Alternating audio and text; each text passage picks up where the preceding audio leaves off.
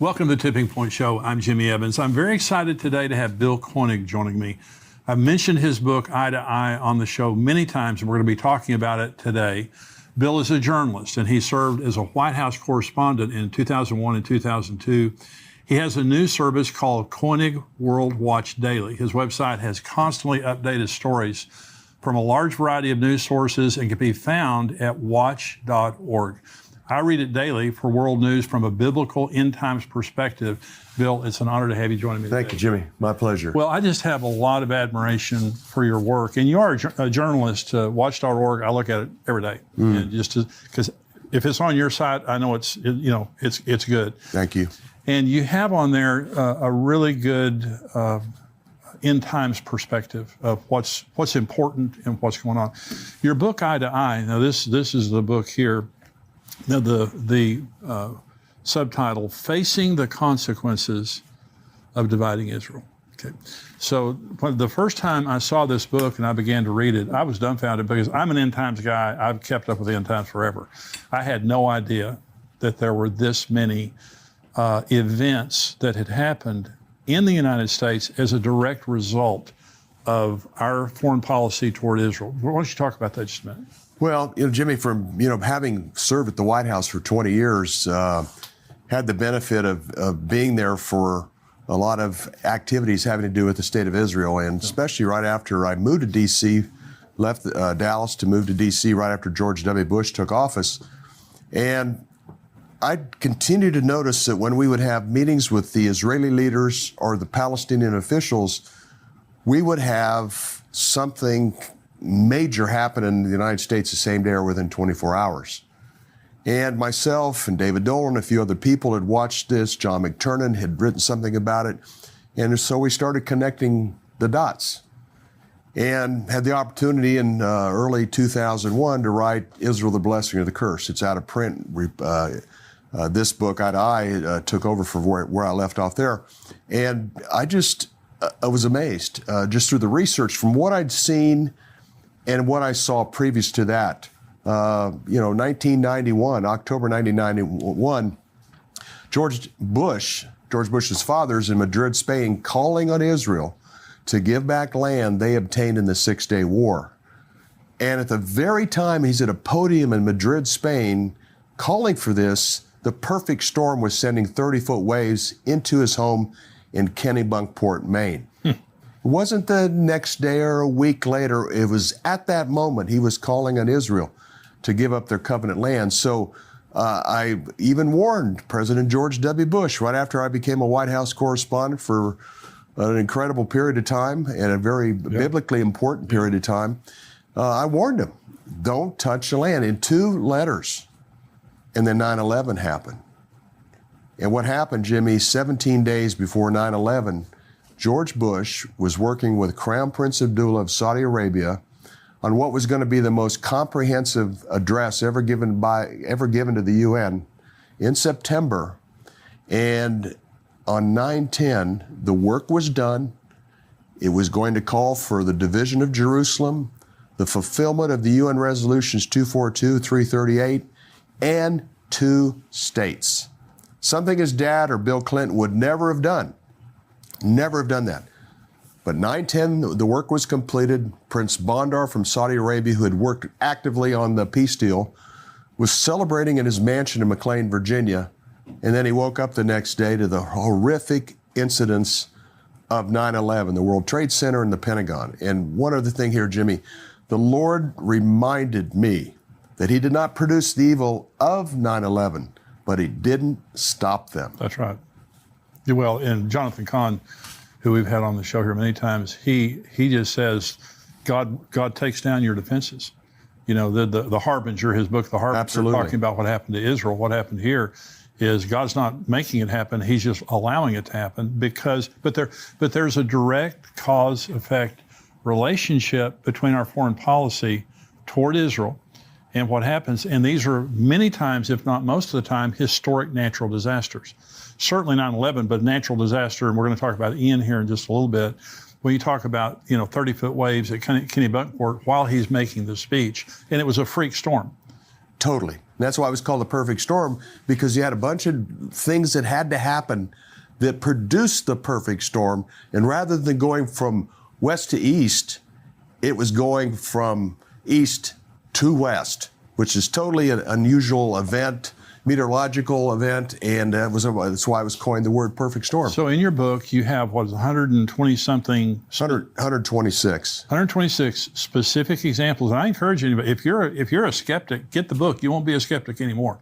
You can't make this stuff up. This was in the news. Give some other examples of the cause and effect of foreign policy toward Israel and natural disasters in America. Well, I think one event that everybody remembers is Katrina. It was on the front page of the newspapers in Washington for 34 straight days, whether it was the Washington Post, Washington Times, or the Baltimore Sun. This event was so enormous. And what had happened is 9,500 Jews were forced from their home by the Sharon-Bush plan. And within a few hours of the final eviction of Jews that the Lord had put in their heart to occupy this land, a weather-related storm, even a remnant of a storm that was near the Bahamas, developed into a tropical depression, and within 48 hours it was Tropical Storm Katrina, then Hurricane Katrina. And it was devastating. And I had a friend that had been at the White House for quite a few years, 30 years actually, and she said that President George W. Bush never got over the consequences of 9/11 and Hurricane Katrina. Hey, that's significant. That's exactly right. So Joel 3, God is saying, I'm going to bring all the nations in judgment. And talking about the Valley of Jehoshaphat, it's talking about the Battle of Armageddon. And it says, because they've scattered my people among the nations and they've divided up my land. And so the premise of your book here is God is angry. God is angry with the United States, not necessarily our viewers, not necessarily you and me, but when we elect presidents, especially in this case presidents, when we elect people whose foreign policy toward Israel allows for the division of the land, allows for the two-state solution. Now, this is true today with our president and the prime minister, the current prime minister of Israel, Lapid. And so let's just get political here for just a minute. Not Democrat, Republican, but helping people to understand the consequences of how they vote. So Israel, if you're walking into a voting booth, the foreign policy is a big issue with you, right? Without a doubt. And one other note, I have 126 events in Eye to Eye, and then we had about another 12 during President Trump's time in office. And we've had almost $1 trillion worth of weather-related disasters that corresponded to what we were doing with Israel at the time. And even beyond that, Jimmy, 9/11 cost us $6 to $7 trillion. Wow. And the coronavirus cost us $6 to $7 to $8 trillion. And both of those have a connection to what we're doing with the land of Israel. So to phrase this is the God of Israel, as you know, the God of Israel gave Abraham, Isaac, and Jacob the land from the Euphrates to the great river, the river in Egypt. Right. And this is the covenant land of Israel. Israel's never occupied that. No. But as you know, this is his land. It's holy land. And no one has the right to divide or partition, as you mentioned in Joel 3. This land is special. It's God's land. Yeah. And anytime someone attempts to create an Arab state in Judea, Samaria, and East Jerusalem, the biblical heartland of Israel, there are consequences. And I also noticed the greater the pressure on Israel to divide this land, the greater the corresponding catastrophe. No, that's very interesting. So you and I were talking about, of course, I read your book, and now this is the way I think. And so whenever I see a natural disaster, I begin immediately to think. Record setting. Record setting. Okay, right. So there was a couple of years ago, I believe it was in December, a series of tornadoes, the longest tornado in American history. Went through 4 states, and it ended up in Kentucky, did historic damage. At the exact same time, the Biden administration was trying to force the Jews to stop building settlements in East Jerusalem. And we also know through President Biden's recent trip to Jerusalem, he went to East Jerusalem, would not allow Israelis to go with him. He openly declared he's for a two-state solution and for giving East Jerusalem to the Arabs.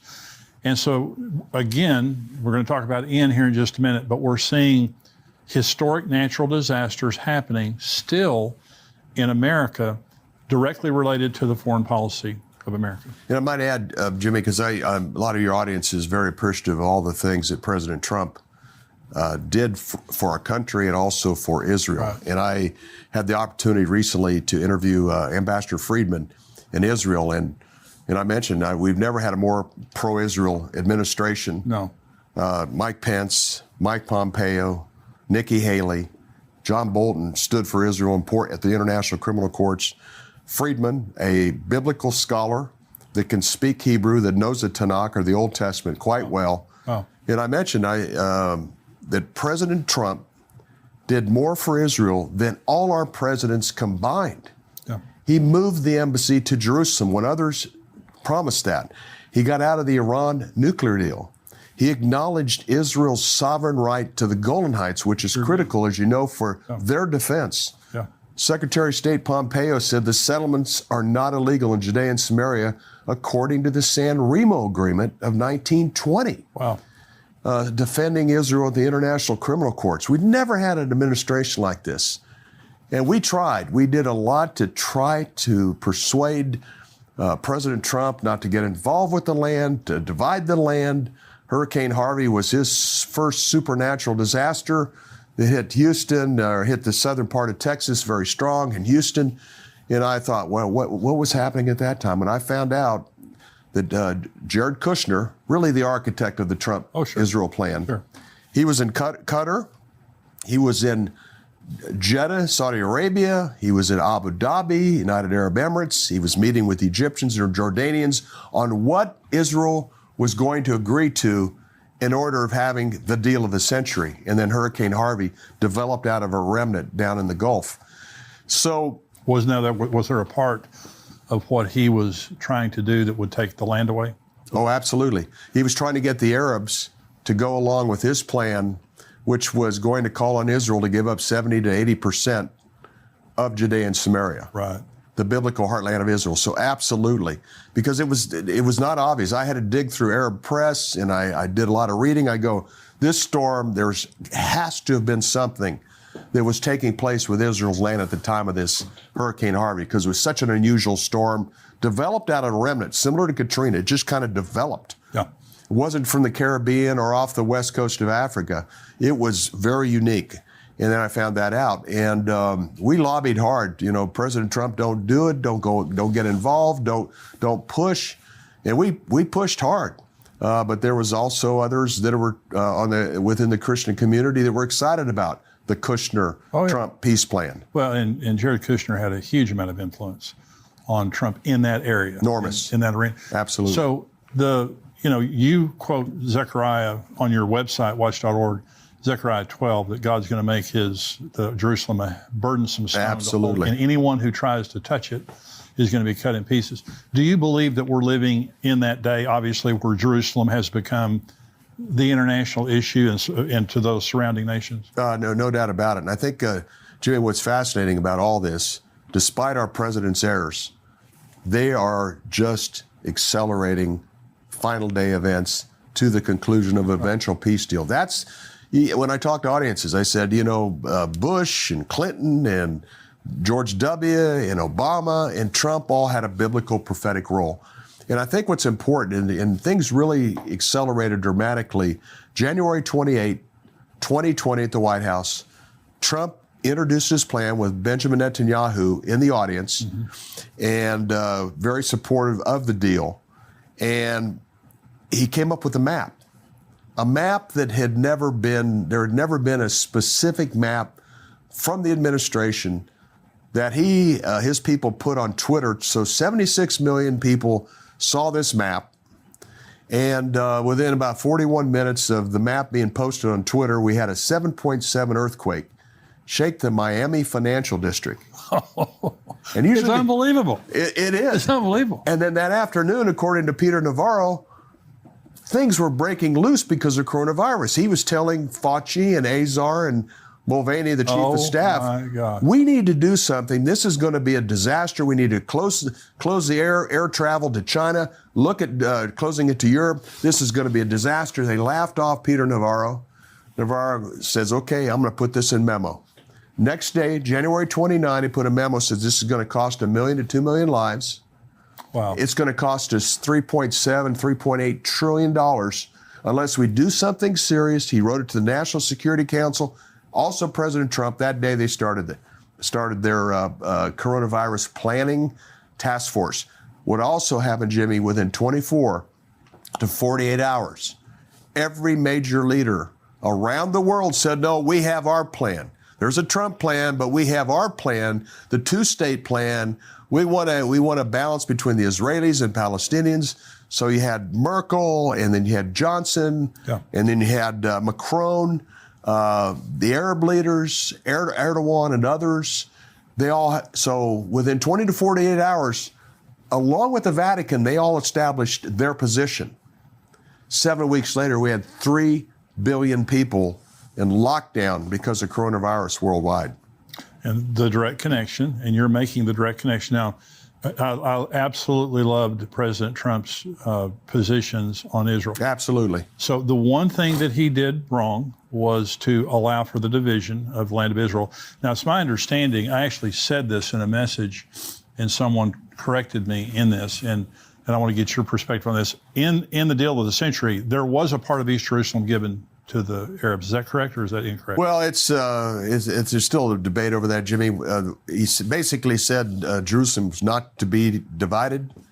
It's Israel's, but at the same time, there was some kind of behind-the-scenes language. It might have possibly carved a part of East Jerusalem out for the Palestinians to have a capital.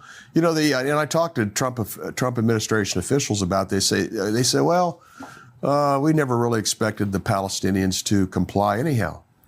They have a history of that. Sure. But nonetheless, they were going to be 70 to 80% of the covenant land of Israel, Judea and Samaria, was continuing. That narrative was continuing. And it continued the two-state narrative, even all the way up to the Abraham Accords of the summer leading up to the September 15, 2020 signing of the Abraham Accords. That was the narrative. Arab plan, two-state plan, UN resolutions, and continue that, once again, that narrative of a future Palestinian state. Well, you said every president has had a role in kind of expediting the end times. And people ask me, because Biden, policy-wise, he's a disaster, and related to Israel, related to, transsexuality, all the stuff that his administration has been trying to promote. But someone asked me, why on earth would the Lord allow President Biden to be elected? Because he had to allow it. It had happened. Well, first of all, we're a democracy. I know we're a constitutional republic, but we elect presidents that way. And I believe that he is expediting end times events very quickly, not in a good way. No, absolutely. Yeah. A couple things here, Jimmy. Coronavirus led to vote by mail. And there's always been vulnerability to vote by mail. Right. I followed the election 2020 and thereafter, even to this day, on the way out here, I'm still following it closely. I believe there was things that happened that affected the outcome of that election. There was 3-4 states where only 10 to 12,000 vote difference. Right. That was our concern, that there was going to be fraud. Yeah. He didn't win by that much because, 50, 60,000 votes in those 5 or 6 swing states, Trump would have been the president. But we had the opportunity to warn the administration that this could cost them politically if they went forward with this, and sure enough, it did. Absolutely. And that was a big concern, that if they went forward, it was going to be costly, even to the point that if you go forward, it could cost President Trump re-election. And there's no doubt it had an effect. Also, a quick note here, in the summer of 2020, there were some major record-setting hurricanes that all happened and occurred at the time of effort on the Abraham Accords. When they back off for a week or two, a month, nothing would happen. As soon as they got involved again, more hurricanes. Were they, in the Abraham Accords, were they promising to those Arab nations that there would be a division of the land of Israel? Was that a part of the Abraham Accords? Well, it was basic. What they said was, we'll stop the extension of sovereignty to 134 Jewish communities, which that's what the Arabs and the international community were after. Right. And that was part of the inducement, and then we'll move forward. My problem with the Abraham Accords, it keeps the two-state narrative going. Right. The Arab plan of 2002 was re-mentioned. Right. The UN resolutions 242, 338 were mentioned again. Right. And so that, my opinion, biblically, it's not even my opinion, biblically, Israel has the right to those 134 Jewish communities. Of course they do. Rightful extension of sovereignty. But what happened? We had a very disruptive summer, record-setting hurricanes. We had so many events, disruptive events, that they had to go into the Greek alphabet. That is incredible what was happening. But what's really interesting, September 15, 2020, in a signing ceremony at the White House, you got Netanyahu and the Emirates leader and the Bahraini leader and Trump. They signed the agreement, and down in the corner of the TV screen across the country is the signing ceremony and this new hurricane, Sally, that was developing into a monster storm. So the day of the signing, wow, it's on the screen. That night, Hurricane Sally came ashore in the southern Gulf Coast. The next day, Kushner's on all these networks talking about the Abraham Accord signing, and in the corner, once again, is this Hurricane Sally. One of my readers from the East Coast said, do you realize that Sally's Hebrew derivative is Sarah? Oh, gosh. So in other words, Hurricane Sarah, in the Hebrew name, was slamming into the southern Gulf Coast as the Abraham Accords were being signed. This was an emphasis by the God of Israel that the covenant land of Israel is for Abraham, Isaac, and Jacob, and not their descendants, because the narrative of the Abraham Accords is this land is for all descendants of Abraham. And then 72 hours later, Netanyahu goes home. Israel goes into a 3-week lockdown for Rosh Hashanah, Yom Kippur, and Sukkot. Right. And cost him 5 billion shekels.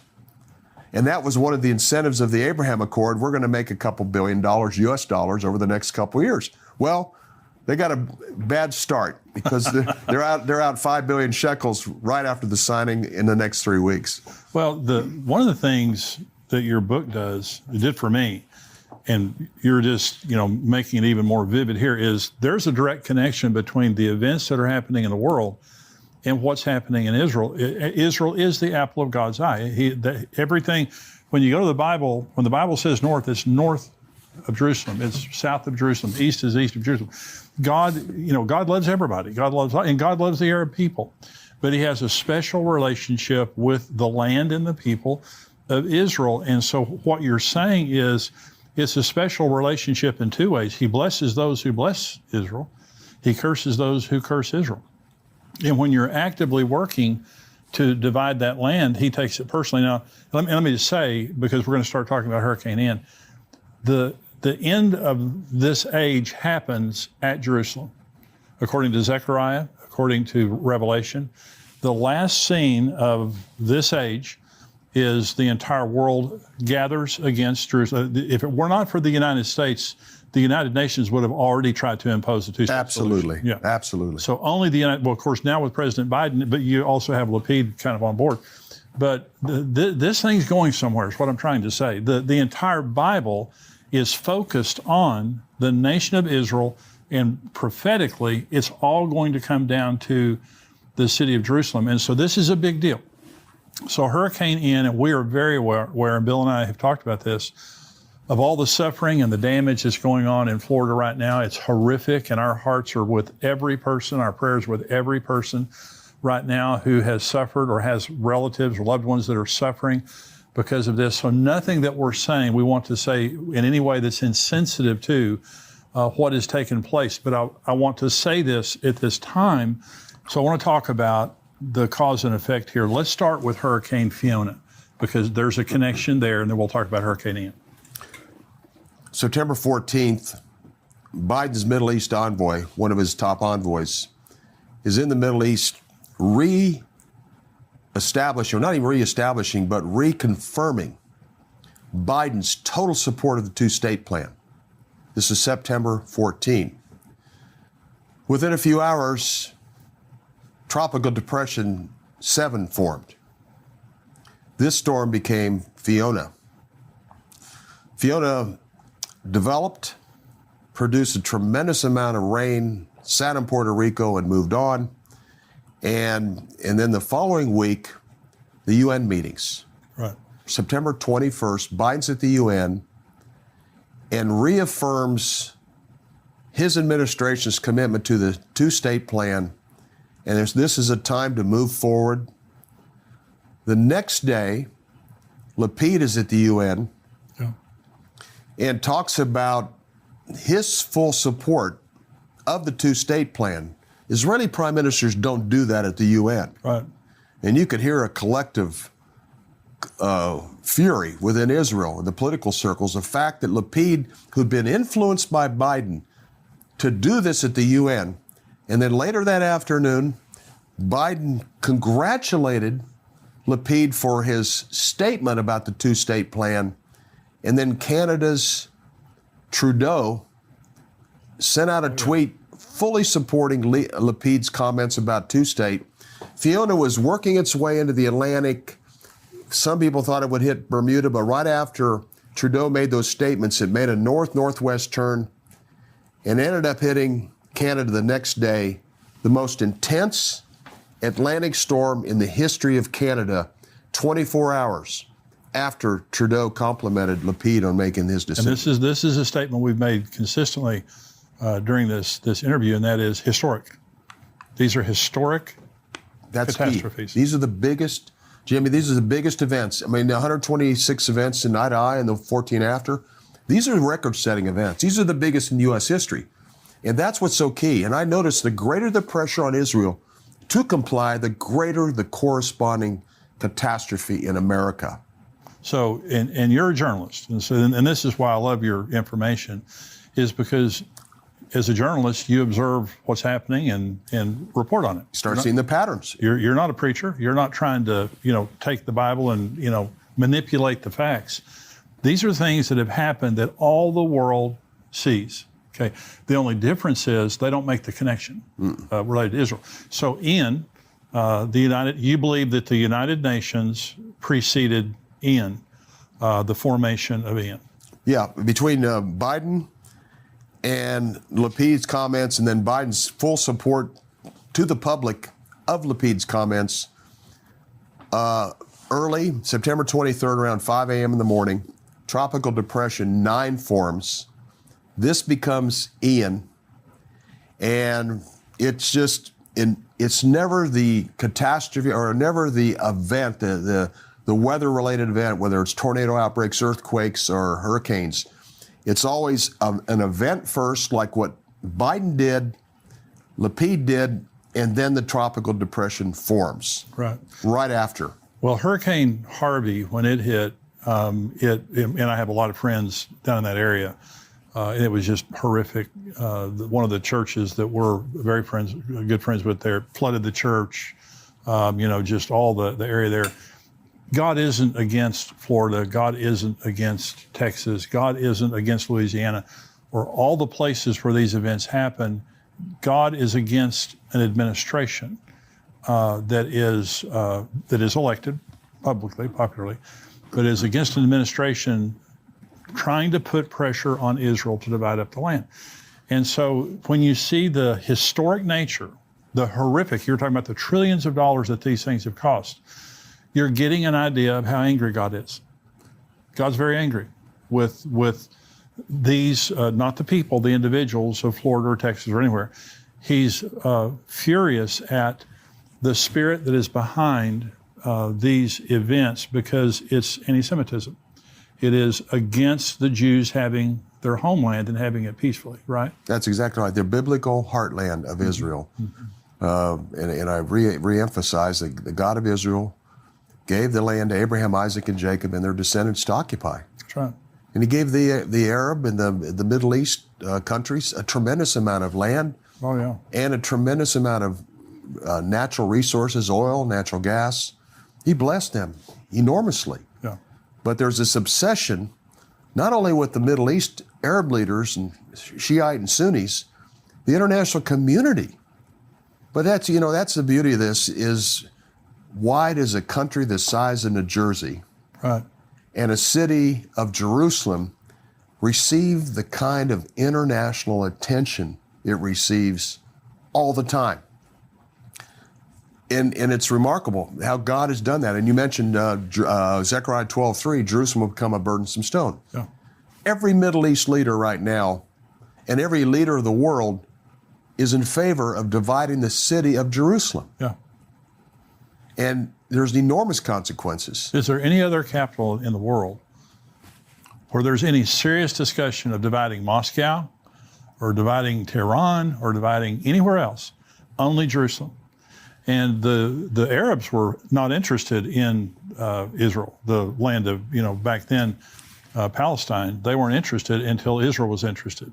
And then everybody starts acting like it's something really valuable. It was a wasteland when Israel came back. Absolutely. And now, every time I go back, and we're going back again in December, every time I go back, it's more beautiful all the time. The Jewish control part. Incredible. It's incredible.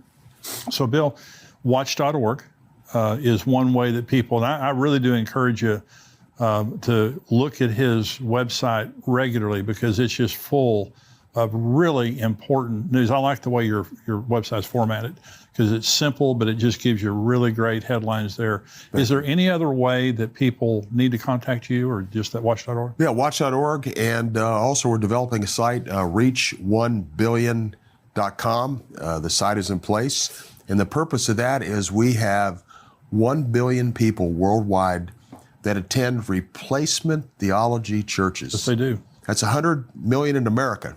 Protestants and Catholics have no understanding of the biblical significance of the days we're living in the state of Israel. And then at watch.org, every Friday I put out a weekly summary of world news that's biblically relevant. It's a subscription.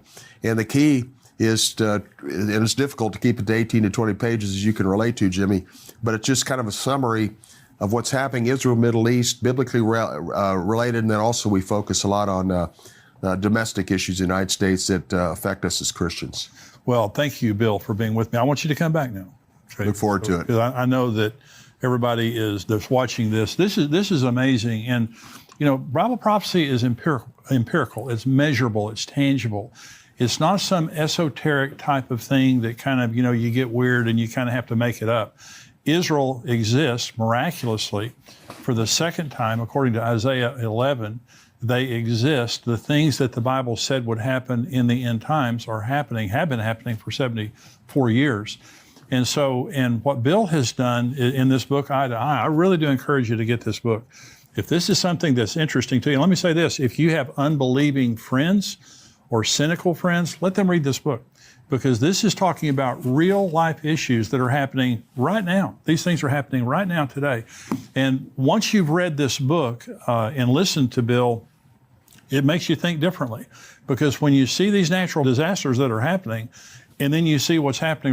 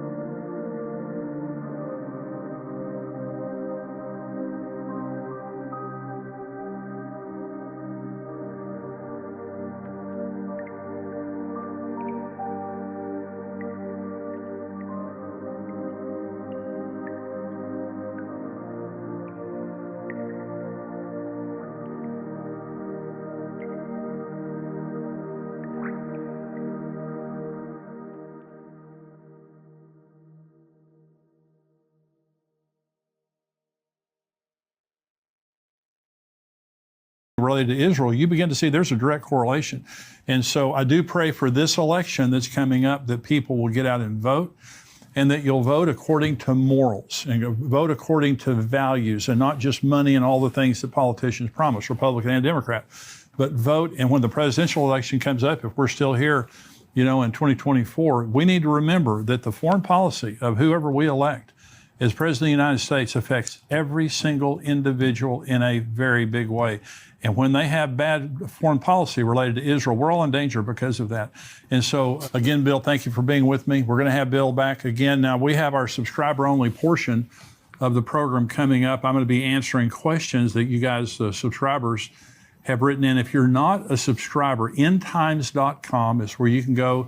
$7 a month, $77 a year. We would love to have you be a subscriber, and you get the entire podcast here. Plus, we have articles and videos that come out all week long talking about end times, talking about things that matter. So if you're not a subscriber, endtimes.com, $7